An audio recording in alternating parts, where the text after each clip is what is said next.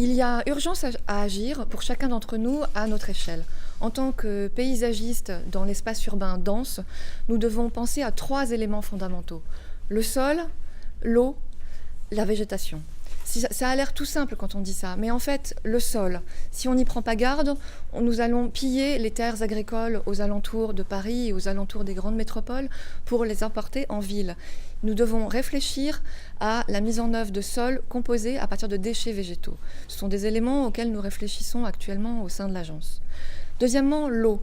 L'eau de pluie tombe sur le toit, descend en général dans les gaines, puis arrive au sous-sol où c'est un déchet. Il faut arrêter de penser comme ça. L'eau de pluie doit être valorisée sur le toit, valorisée en façade. Ça suppose que pour les bâtiments, il faut réfléchir à une autre façon de dessiner les façades.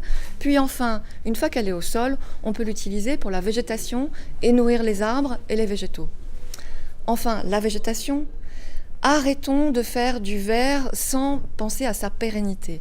Nous devons choisir les végétaux adéquats pour un sol et une alimentation en eau qui soit pensée dès le départ à la mise en œuvre. Nous devons également penser à des principes de ce qu'on appelle le paillage dans le jargon du paysagisme, c'est-à-dire le fait de couvrir le sol pour éviter qu'il se dessèche.